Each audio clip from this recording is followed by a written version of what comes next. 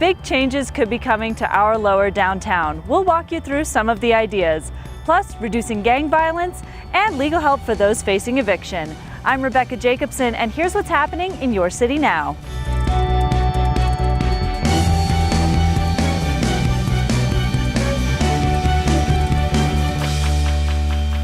Take a look at this. You probably recognize it, right? Someday, it could look like this. This week, City Council gave their approval to an amendment to the 2007 Downtown Area Plan that could bring a new urban center with thousands of new apartment units and skyscrapers along the South Platte River, and could eventually see Elitch's have to move to another location. Testimony at Monday's public hearing was mixed. I applaud the plan's vision to pave the way for dramatic and much-needed additional improvements to the South Platte.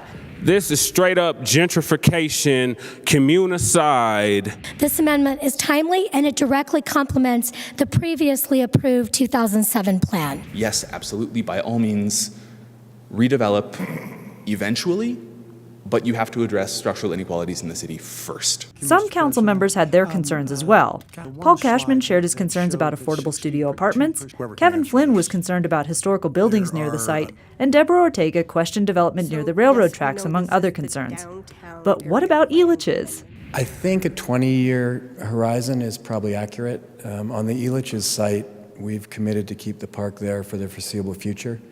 Even though homicides continue to go up in the city, the percent related to gangs continues to go down. Between 2015 and 2017, we've reduced gang homicides in the city by 65%. The Safety, Housing, Education, and Homelessness Committee got a full report on the efforts of the Gang Reduction Initiative of Denver. We have a partnership with over 400 agencies across the Denver metro area that do work every day in trying to reduce gang violence. Prevention is so important, and connecting youth to those positive activities. One of the many aspects of the initiative is educating youth.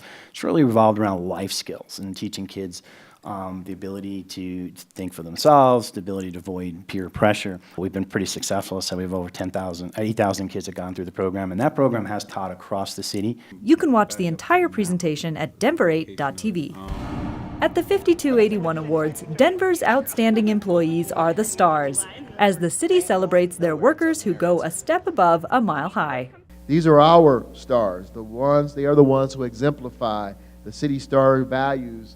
This is the moment. After some entertainment from city employees and young guitar players, Denver employees awarded teams and individuals for their outstanding work in these categories, honoring teams like Business Technology for its work on Denver Airport's Wi-Fi, and individuals like Lizzie Schoon, who created lactation rooms for new moms in the Webb Building. Congratulations to all the winners. You truly are our stars.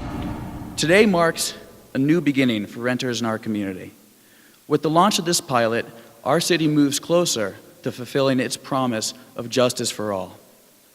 This new resource is urgently needed. Denver City Council members have put both office budget and personal contributions into a new pilot project designed to provide legal defense for tenants facing eviction. Together, unanimously, we have assembled a fund of $131,500 that, activated by Colorado Legal Services, will help hundreds of families to stabilize their living situation. Just over 50% of the residents of Denver are renters. That's about 160,000 households in our city who rent each month. Beginning this month, this pilot will provide a much-needed resource to help equal the playing field in court, which will allow more tenants to remain in their homes and in their communities. We must reduce the number of Denverites with no place to call home. This important program will help us to do just that. The Happy Clouds bubble sculptures are launching from the Levitt Pavilion at Ruby Hill Park. The Happy Clouds will be popping up throughout the rest of June. Visit the Arts and Venues calendar for more details. Practice your downward dog with friendly, adoptable felines. Cats on Mats is back at the Denver Animal Shelter. Bring your mat and take home a cat. Register through Denver Parks and Recreation with a donation to help the shelter animals. You can catch a new episode of Your City Now every Friday. Thanks for watching, Denver.